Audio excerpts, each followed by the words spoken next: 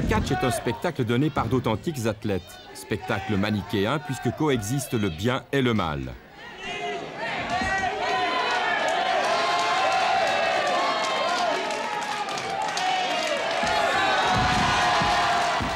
Comme le théâtre, le catch a ses habitudes, ses règles du jeu. Son public aussi, ses vedettes bien sûr. Inventé aux États-Unis, il a été importé en 1936 en Europe par le Français Henri de Glane. En France et en Suisse, il a connu son heure de gloire après la guerre jusqu'à la fin des années 60. C'était l'époque du bourreau de Béthune, de Chéri Bibi de l'Ange Blanc. C'était l'époque des méchants Roger Delaporte et André Bollet, des malabars du ring qui avaient enregistré un disque au titre évocateur « Le monde est méchant ». Roger Delaporte est resté dans le monde du catch. Propriétaire d'une salle à Paris, il est devenu le premier organisateur de catch en France. Comme l'agneau qui était encore, comme l'oiseau qui sort du nid, comme la fleur qui vient d'éclore, on est d'aussi gentil, mais on nous crache à la figure, on nous crie les mots malsonnants. Et il faut bien que l'on endure ce nom calvaire, cette torture, mon Dieu, que le monde est méchant. Le catch est toujours aussi populaire qu'il a été à ses époques. Si demain, dans toutes les salles de France, comme dans toutes les salles étrangères, ce qui se passe en Amérique actuellement d'ailleurs, nous avons les poids lourds, les gens reviennent. Car vous savez, tant que deux bonhommes se battront, il y en aura toujours 200 pour les regarder. Le catch est comme la boxe. C'est fonction des champions, c'est fonction des hommes qui sont sur le ring. Si vous avez des monstres, si vous avez des géants, si vous avez des catcheurs extraordinaires, un gars comme Ben Chemoul a bourré toutes les salles pendant des années. Bon, sans prétention, disons que je n'étais pas un poids lourd et j'ai rempli certaines salles.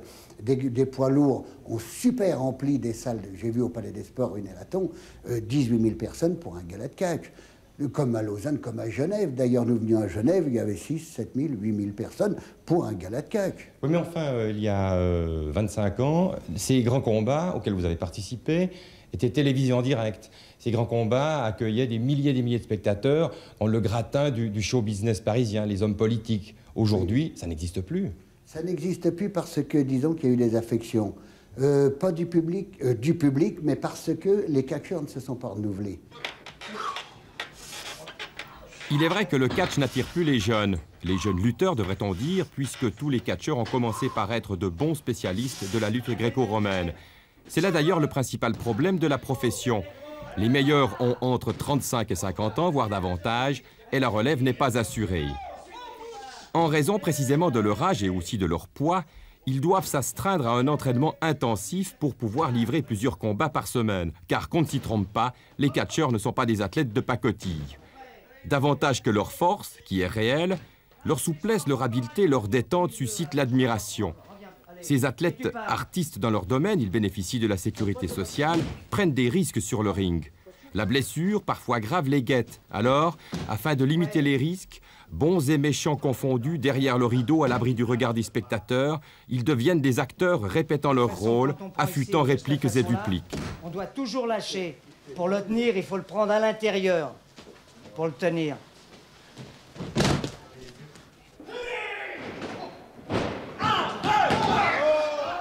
Le journaliste français Roger Coudert a contribué à la popularité du catch.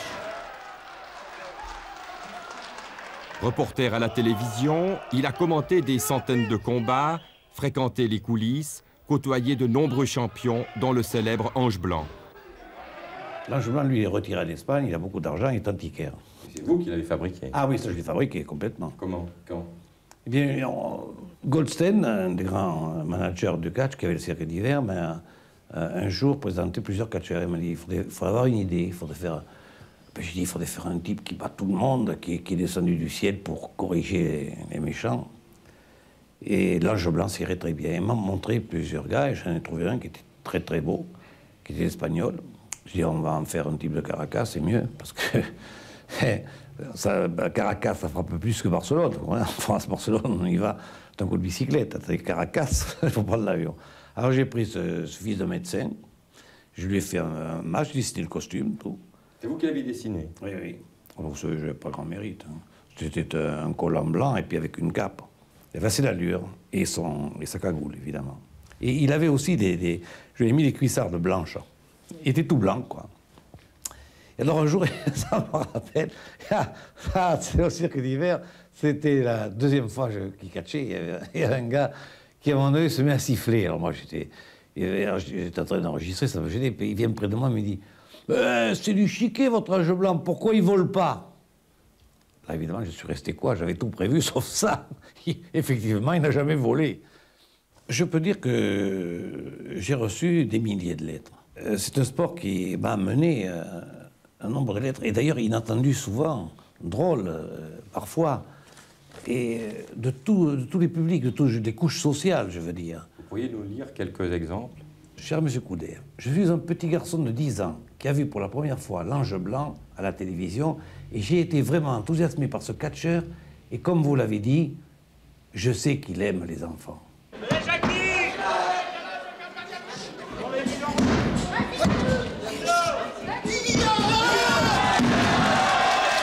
Même si les champions d'aujourd'hui n'ont plus l'envergure des vedettes d'hier, le catch n'est pas tombé dans l'oubli et l'indifférence.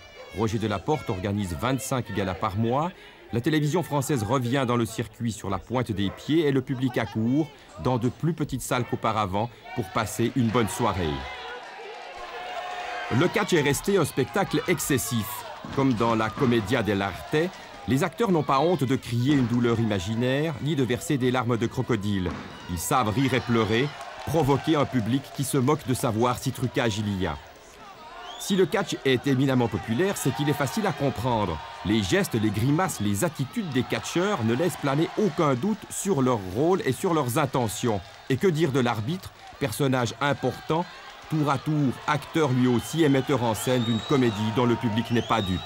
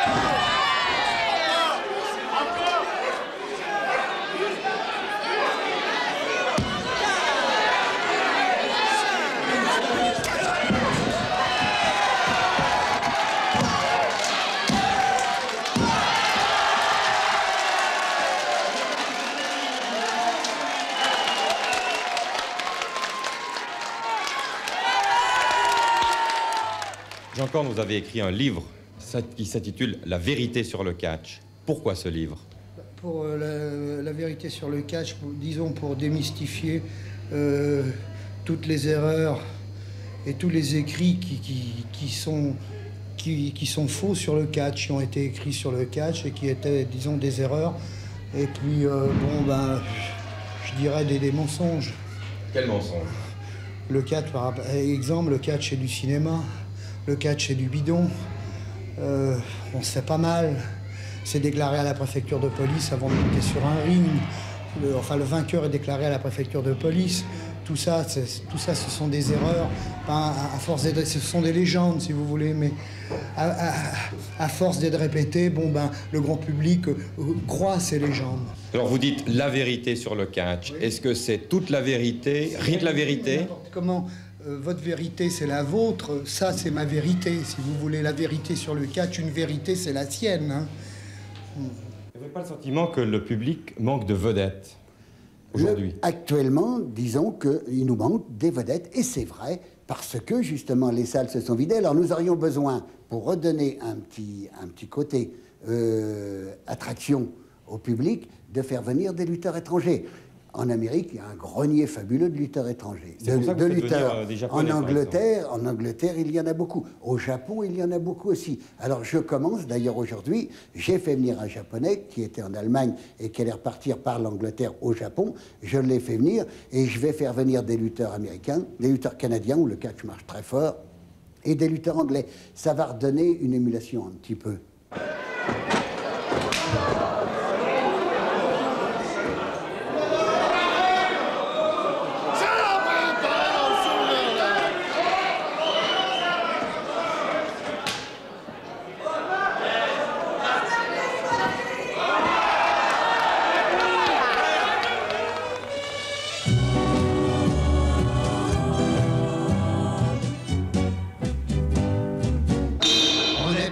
C'est pas notre faute, le bon Dieu nous a fait comme ça. Pour les uns nous on est les autres, ce que leur mère ne refait pas. C'est pas une raison suffisante pour que les gens en nous voyant cherchent à nous mordre ou à nous pendre, alors que nous on était dans mon Dieu que le monde est méchant. Aïe, aïe, aïe, aïe. Il nous faut souffrir en silence. Aïe, aïe, aïe, aïe. Et pleurer tout seul bien souvent. Aïe, aïe, aïe, aïe, aïe, aïe, aïe. Plaignez, plaignez notre existence. Aïe, aïe, aïe, aïe. Mon Dieu, que le monde est méchant. Que le monde est méchant. On ne ferait pas de mal à une mouche qui mettrait ses doigts dans notre lait. Nous on n'a pas d'instinct farouche, notre libido nous fout la paix. Mais faut pas nous mettre en colère, faut pas nous chercher trop longtemps. Car lorsqu'on nous fait des misères, on connaît plus ni père ni mère. Dans ces cas-là, on devient méchant. Aïe, aïe, aïe, aïe. Dans ces cas-là, nous on voit rouge. Aïe, aïe, aïe, aïe. Dans ces cas-là, on devient méchant. Si on vous dit chiquet, je réponds talent. mais ça n'a pas complètement improvisé. Non, je vous dis, c'est pas possible d'improviser complètement, ça n'existe pas. Vous ne pourriez pas régler un combat de 45 minutes ou de 50 minutes et tout régler comme un ballet. C'est pour ça que je vous dis que ça, une partie de ballet, oui, joli, le côté quelquefois gracieux, des poids légers qui font des acrobaties et tout ça. Bon, ça c'est le côté ballet, mais vous pouvez, il y a quand même un combat, vous comprenez, il y a quand même combat, il y a quand même contact. Et quelquefois, le plus difficile, je vais vous dire, franchement, le plus difficile pour un catcheur, je le sais, c'est de retenir ses coups. Parce que s'ils étaient portés à fond, il y aurait longtemps qu'il n'y aurait plus un catcheur vivant sur la terre, hein, ils seraient tous morts. Donc il faut retenir les coups, et ça c'est difficile, parce qu'il ne faut pas qu'on le voie, il ne faut pas que le public s'en rende compte. Alors il pousse des hurlements, il tape en même temps qu'il donne un coup, il tape avec l'autre pied par terre pour faire du bruit sur le ring. Tout ça, oui, c'est un côté métier. Voici le 4e et dernier combat de la soirée. Grand match à 4, en deux manches, et une belle Je te sens dans mes bras, si petite auprès de moi, que je crois quand ton cœur bat trop vite, le briser entre mes doigts. Si les femmes pratiquent le catch depuis fort longtemps, elles ne se dénudent de la poitrine que depuis 2 ans. Interdits à Paris, ces matchs à 4 féminins à seins nus sont l'attraction des galas en banlieue et en province. On y va en famille, hommes et femmes, jeunes et vieux confondus. Si petite, oh mon amour, tu es venu un beau jour dans ma vie, tout simplement, en apportant mon âme ravie, l'enchantement. Ce que tu veux, je le fais sans contrainte, sans murmurer. Car je ne puis toujours sous nos étreintes que t'adorer. Je te sens dans mes bras si petit, auprès de moi, que je crois quand ton cœur bat trop vite, le briser entre mes doigts. Ce match spectaculaire au demeurant, nous n'avons pas eu le droit de le filmer. Mais on vous assure que le spectacle était davantage dans la salle que sur le ring.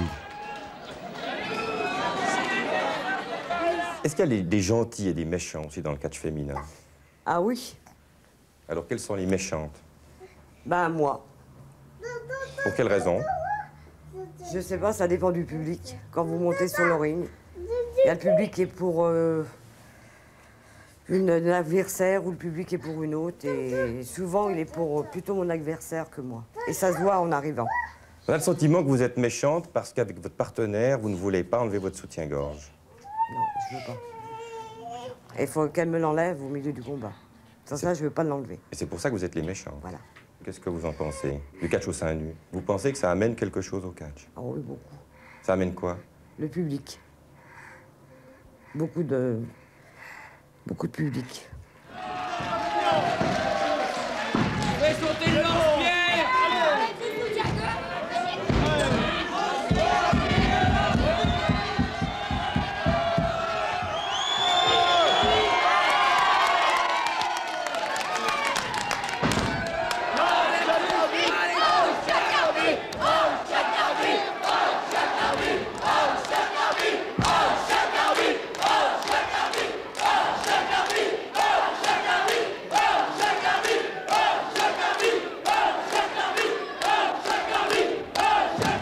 Le public de province comme le public de Paris, quand ils viennent au catch, c'est pour se défouler. Cherchez-moi un spectacle quelconque ou un sport quelconque où le premier rang au dernier rang, celui qui a payé 50 francs à celui qui a payé 10 francs, puisse insulter le lutteur, sortir les plus grandes insanités sans être déplacé. C'est vraiment un défouloir, les gens se défoulent, ils se donnent... Quand ils viennent au catch, ils viennent vraiment se défouler. La réunion n'est pas commencée, l'arbitre est à peine présenté. Il est monté sur le ring, il commence déjà à l'insulter. Des catcheurs, j'en parle même pas. Quand on va au cinéma, on ne peut pas crier après le bandit. Quand on va au rugby, bon, bah, on crie que quand on a vu un essai. Quand on va au football, quand on a vu un but. Tandis qu'au catch, ils hurlent, ils crient, ils insultent un gros. Et puis, sans risque, parce qu'ils savent bien que le gros ne va pas dans la salle venir les frapper. Vous avez du son à l'air, merde!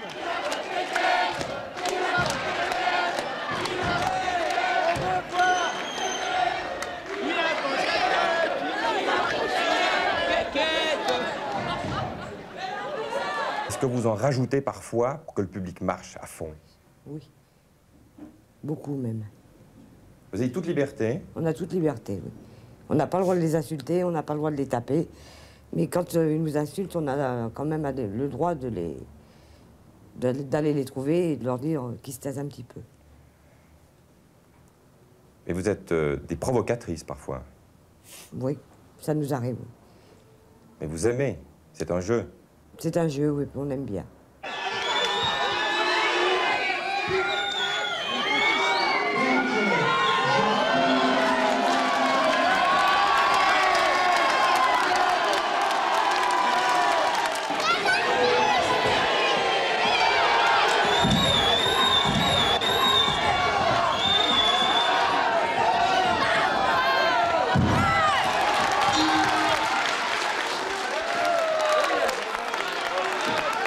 En 23 3 minutes, vainqueur.